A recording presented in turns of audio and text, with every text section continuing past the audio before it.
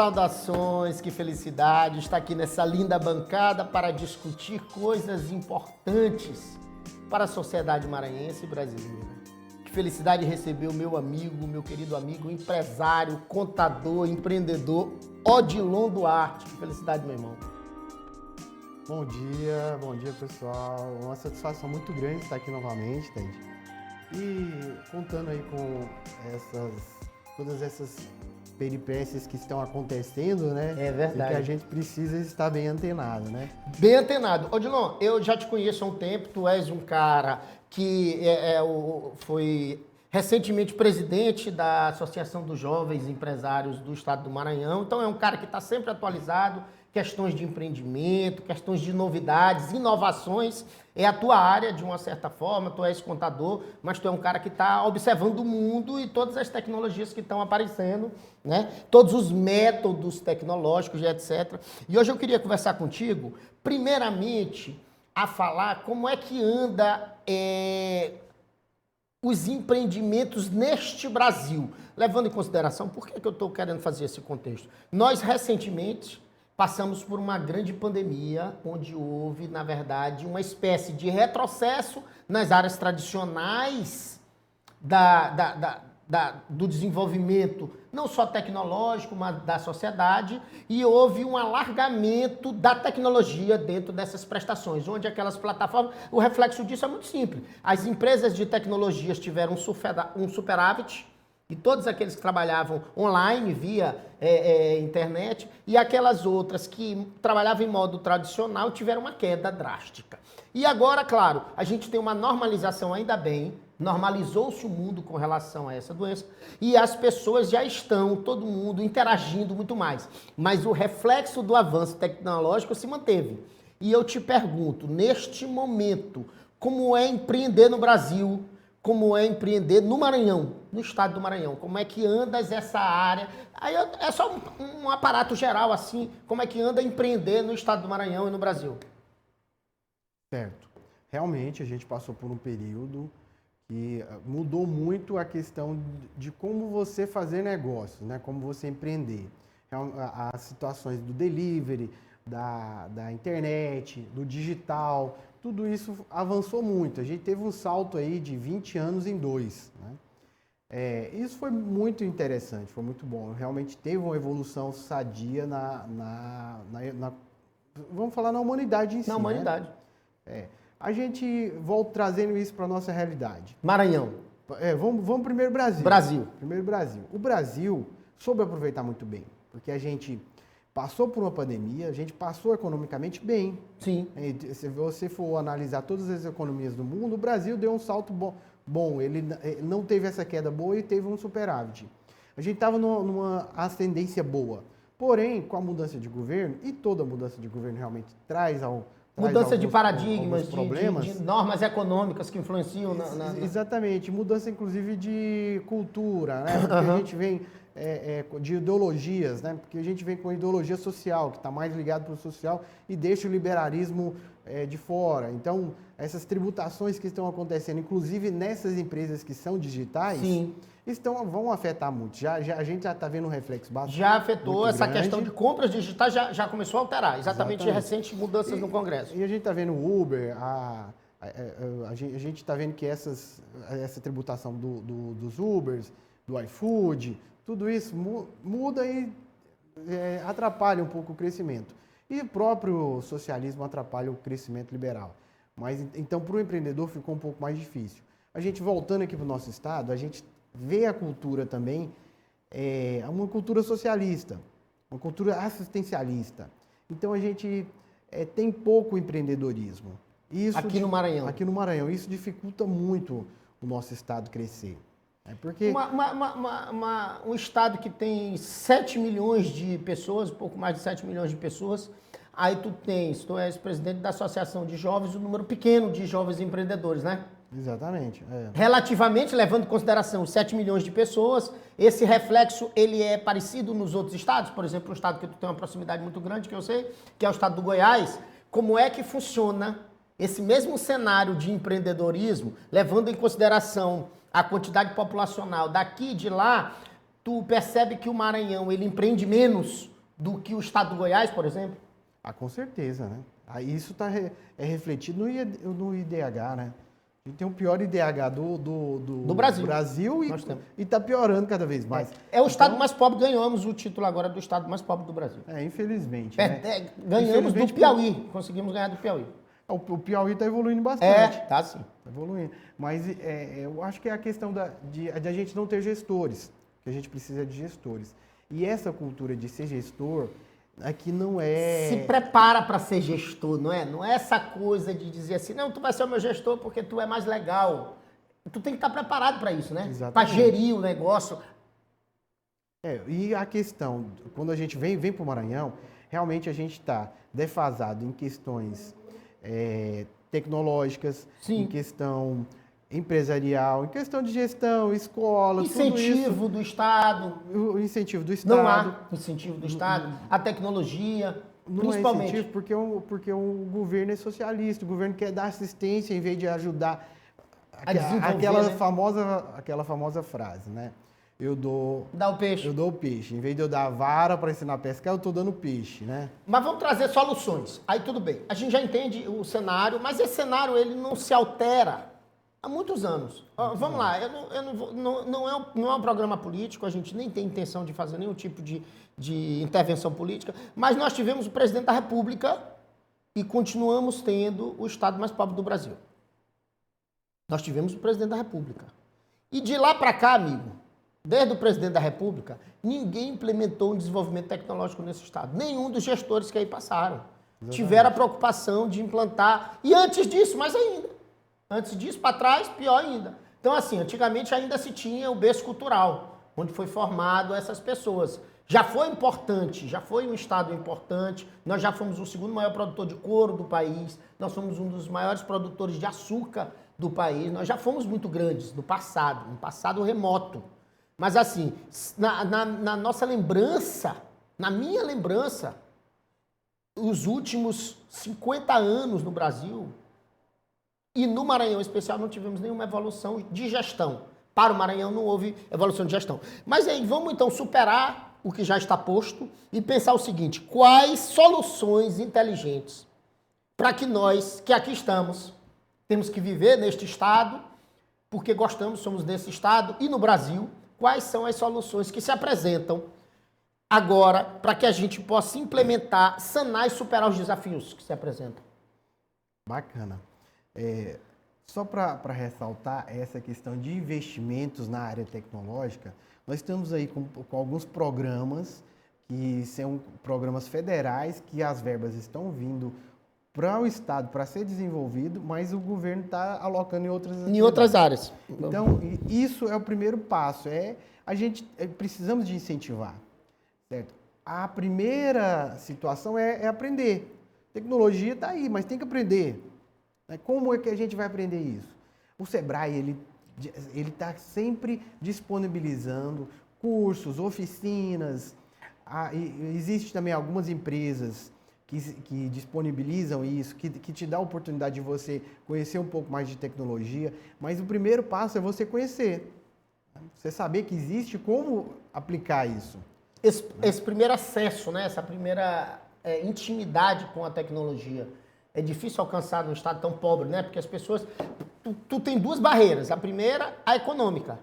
E a segunda, a barreira cultural. De não querer efetivamente implementar métodos inteligentes de software, de tecnologia ou de modelo diferente de negócio, né? A gente tem isso aí. Me fala aí sobre esse ponto de vista, a partir da experiência que tu teve na presidência da associação, pensando como é que anda exatamente essas implementações. Porque, assim, pelo que a gente percebe, Odilon, até os empreendedores são resistentes à tecnologia. Então, nós temos um estado em que tu tem poucos empreendedores, por uma questão cultural, econômica, lógico, mas também cultural, e os poucos empreendedores que aqui existem também possuem resistência a tipos diferentes, diversificados de negócios mais tecnológicos, mais evolutivos. A exemplo de que essas grandes tecnologias de ponta, no geral, elas não nascem aqui no estado do Maranhão e muito menos no Brasil. E a gente tem um problema muito sério,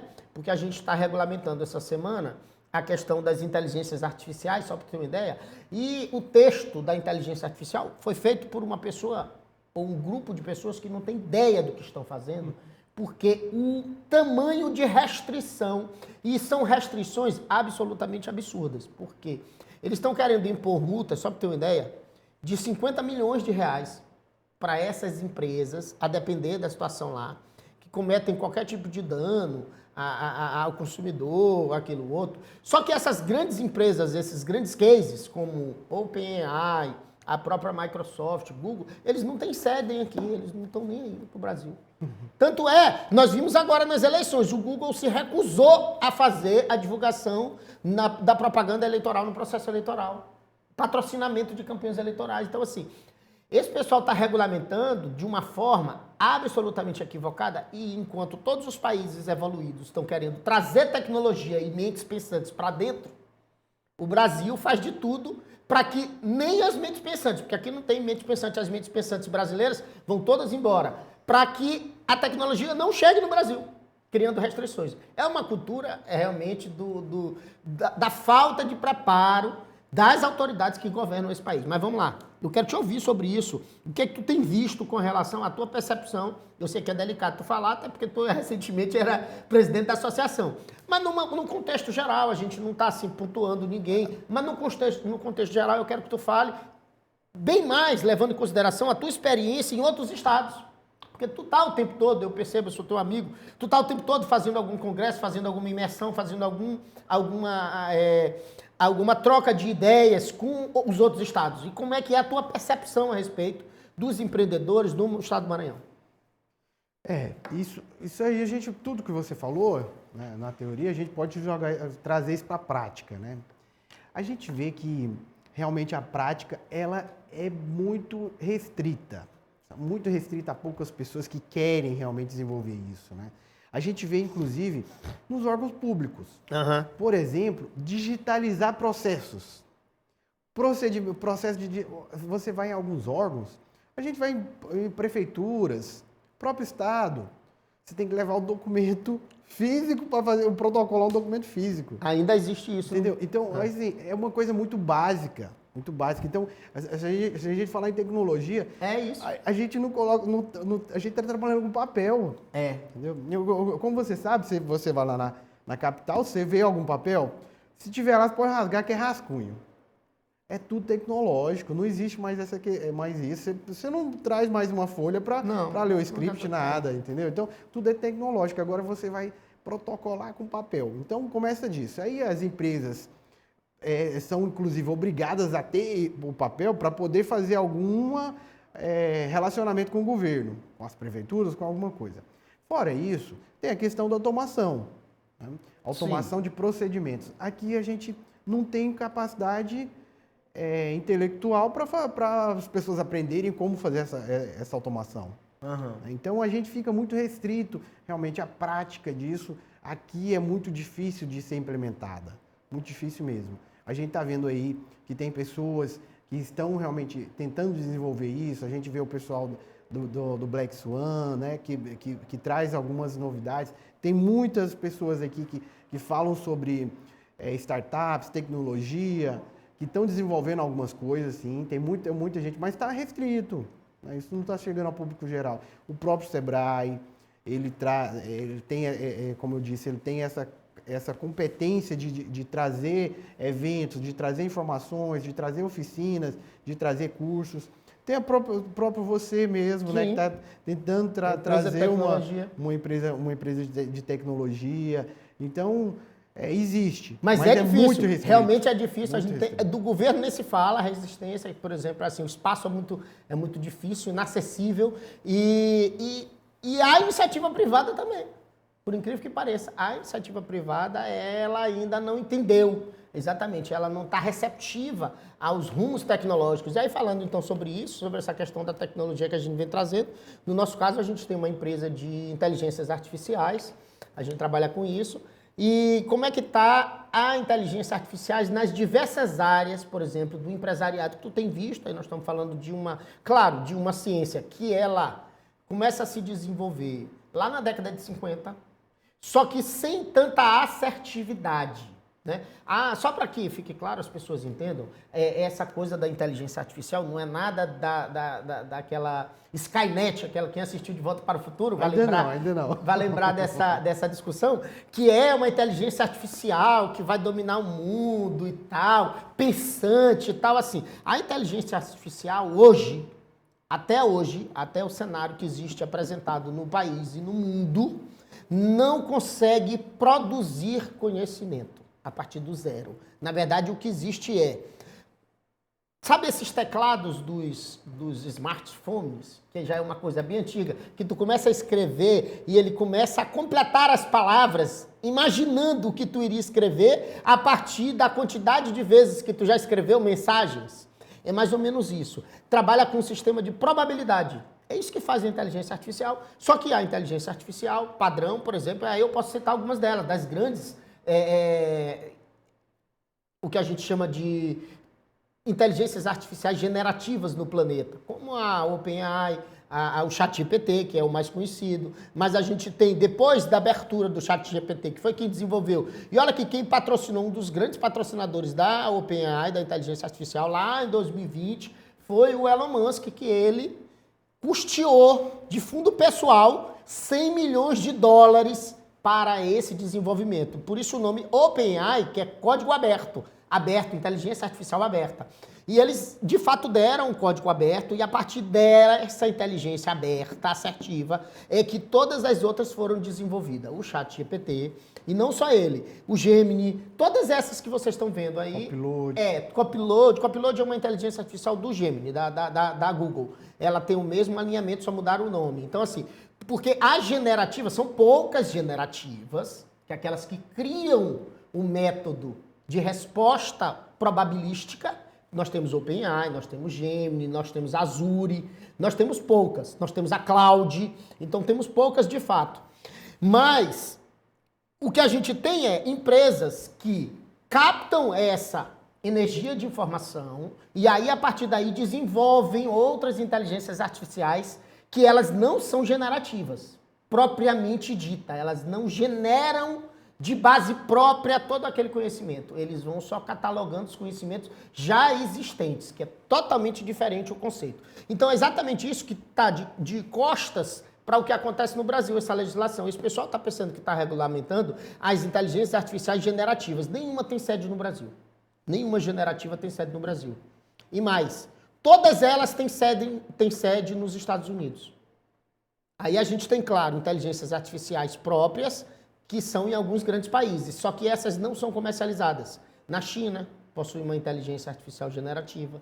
O Japão possui inteligência artificial generativa. Nós estamos falando de países, de potências mundiais. Então, no Brasil, não há inteligência artificial generativa. Essa que cria. Então, a regulamentação agora, dessa semana, ela é absolutamente equivocada. As pessoas que regulamentaram aquela lei não têm ideia do que são as inteligências artificiais. Então, o que acontece é o seguinte, agora as inteligências artificiais, elas nada mais fazem, Odilon, do que criar, claro, métodos específicos de efetivação de culturas especializadas. O que é isso? Para ficar simplificado. Aquele que já fazia aquele processo, por exemplo, o advogado, que já tinha uma base de conhecimento restrita, que tinha que dar respostas objetivas, ela vai te ajudar nisso. Ela vai criar um banco de dados específicos. Claro que a maior parte das empresas de tecnologia do Brasil não conseguem fazer isso, não possuem essa tecnologia, elas simplesmente fazem um link e copiam de forma errada as inteligências generativas. Ou seja, ela busca uma base, uma fonte e replica. Uma fonte replica, normalmente de fontes oficiais, por exemplo, ela faz um apontamento no site do STF ou do STJ e pega tanto as coisas boas quanto a porcaria da internet. Então, assim, elas continuam não sendo generativas. Elas não são generativas e não são específicas. Então, assim, poucas empresas, como a nossa, produzem uma inteligência artificial específica. Aí sim, a gente pega uma base específica de conhecimento, por exemplo, nós temos uma inteligência artificial para o direito eleitoral. Então, ela tem como base primária totalmente a legislação eleitoral e todas as regras e jurisprudências e resoluções para o direito eleitoral e não outras bases de dados abertas. Então, todas as respostas que serão geradas a partir daquela base de conhecimento é uma base restrita. Então, as respostas serão mais assertivas. Certo. E nesse caso específico, é um trabalho muito amplo, porque você precisa de não só colher a fonte, mas trazer essa fonte de uma forma assertiva para que você tenha a resposta mais assertiva possível também, né? Tem mais uma coisa antes disso, que isso aí está em segredo industrial, porque as empresas elas fazem diretamente o caminho e a nossa empresa, por exemplo, e algumas poucas empresas do mundo conseguiram desenvolver uma tecnologia que eles conseguem, na verdade, fazer um diálogo anterior para que chegue nessa resposta assertiva. Sim. Então, eles usam, de uma certa forma, às vezes, uma alimentação de uma base, de uma inteligência artificial generativa, mas tem uma composição que a gente chama de um cérebro próprio.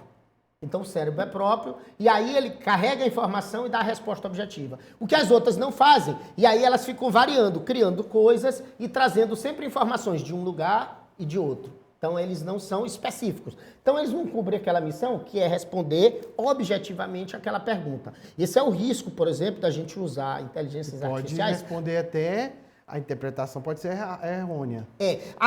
Sabe qual é o problema? O problema é que as pessoas estão usando errado as inteligências artificiais. As inteligências artificiais generativas não têm finalidade de dar respostas objetivas para casos objetivos. Então, por exemplo, ela não é para ser usada, as generativas, ChatGPT, Gemini, o Bard, que é uma composição do Gemini, o Claude, não é para ser usado para respostas objetivas. Elas são para conhecimento geral. É como se fosse uma grande busca na internet. Entendeu? Como se fosse uma grande busca no Google. É exatamente isso. Então, assim... Replica algo que já existe. Né? Mas de uma forma ampla, porque assim, o que ela faz? Ela vai apenas buscar a maior parte... Pensa comigo. Na contabilidade, todas as informações sobre contabilidades que existem no teu escritório foram produzidas a partir de um conhecimento específico. Vocês estudaram, comprovaram aquilo, perceberam que aquele era o conhecimento assertivo e aplicam. Não por inteligências artificiais, mas por pessoas e por métodos de aplicação. Perfeito. Imagina que, a partir de amanhã, tu iria usar não a base de dados do teu escritório, que tu já produziu, mas do Google, que está disponível na internet. Quantos % tu acha das informações do Google sobre contabilidade são coisas inúteis ou assertivas? Em percentual, em quantidade de informação. 99%, ou seja, a maioria esmagadora das informações que tem na internet falando sobre contabilidade estão erradas. Tu tem um número mínimo de coisas, informações assertivas. Ou estão erradas ou não são objetivas, né? Ou não são objetivas, não respondem à demanda. Então, o que é que a gente está fazendo? A gente está pegando, por exemplo, o teu conhecimento específico, que tu já provou, e está criando uma inteligência artificial com aquelas respostas. E o que fazem as outras inteligências artificiais? Elas apenas apontam, diz assim, só pesquisa a contabilidade, mas pesquisa dentro do Google, por exemplo. E aí o Google é um universo de coisas erradas. Então, assim, essa é a essencial diferença. As pessoas estão usando errado essas inteligências artificiais. Porque, por exemplo, quando tu pergunta para Gemini ou para o ChatGPT, ele vai buscar onde? Ele vai buscar no Google até o ano 2023. Se ela for paga, se ela for de graça, até 2022. Então, por exemplo, tu já tem um intervalo de tempo de mais de 2 anos de atraso na tua pergunta. Sim. Além disso, tu tem... Ele vai entender que o que é o certo é aquilo que foi repetido mais vezes. Veja que ele não pensa o certo ou errado. Não. Ele apenas vai dizer, isso aqui foi o mais respondido, foi o mais usado, eu vou dar essa resposta. Então, as respostas sempre são erradas. E depois, no final, ele disse para você procurar um especialista. Então, é isso. Então, vamos lá, Odilon, eu quero te ouvir mais um pouco sobre isso. O que é que tu tem... Ted, mas ainda continuando nessa pauta, o custo disso é muito alto, né? Não é mais. A gente tinha custo alto para algumas atividades, o custo ainda é um pouco alto para algumas atividades. Por exemplo, aquelas atividades que não pode nunca errar, por exemplo, atividades de assertividade médica. Aí tu tem que ter uma composição e validação interna que transforma o produto mais caro. Mas agora já existe tecnologia, a tecnologia está evoluindo e com a evolução tecnológica a gente tem o quê? Mais empresas no mercado, a gente tem uma diminuição do custo. Então hoje em dia qualquer empresário consegue entrar, por exemplo, entrar em contato conosco, Se quiser, é só tedanderson.com.br, entrar em contato conosco, falar com a nossa empresa, a gente produz uma inteligência artificial para o teu negócio e o custo já não é mais tão elevado, porque a gente já existem vários meios de baratear esse negócio. A gente tem 2 minutos aí, mas ainda tem 1 minuto para você falar, fica à vontade, meu irmão. Sim, só dizer realmente que hoje as pessoas têm que procurar mais inteligência artificial, têm que procurar mais tecnologia para que realmente possa evoluir o seu negócio. Porque sem tecnologia não existe. Eu digo hoje que toda empresa é uma empresa de tecnologia. É isso. Né? Porque você, no mínimo, você precisa de um sistema né, para falar com o seu cliente, com o seu fornecedor. Uma inteligência artificial que responde. Ó, as empresas, todas elas já têm o WhatsApp. Aquele WhatsAppzinho com chatbot. Sim. Que fica dando aquelas respostas, como telefonia. Mas aquele negócio sim ou não sei o quê, aperte 1 ou 2, 3, aquilo é muito enjoado. Muito chato. Aquilo é muito chato. Hoje já tem inteligência artificial, a um preço já compatível para ele fazer a comunicação com o cliente em nome da empresa de vocês, conhecendo todo o parâmetro da empresa. Exatamente. E tem muita tecnologia. Realmente as pessoas têm que procurar isso, ter a cultura de aprender, de buscar isso. Os empresários podem evoluir também com relação a isso, mas tem que buscar a tecnologia. E a inteligência artificial está aí, não tem mais... Não tem volta. Como sair disso. Então, e para a gente melhorar o nosso estado, precisamos de empreender. Precisamos. Olha, o Piauí, só para você ter uma ideia, o Piauí acabou de aceitar agora, de implementar no currículo escolar fundamental uma cadeira sobre inteligência artificial para os meninos da escola. Pois é. Piauí. E eu não falo do Piauí com nenhum menosprezo, não. É porque é um estado menor que, assim, possui uma diversidade de terra, material menor do que o Maranhão. O Maranhão é gigante. Sim. E o Maranhão tem muita riqueza. O Maranhão tem muita Muito mais riqueza rico natural. do que Exatamente essa é a vários comparação. Mas o Piauí é um estado absolutamente desenvolvido, tecnologicamente desenvolvido, educacionalmente desenvolvido, a área médica muito desenvolvida, então é um grande estado. Ô, Dilonzinho, meu príncipe, eu quero te agradecer pela sua presença aqui e quero lhe dar aí 30 segundos para você se despedir do nosso público.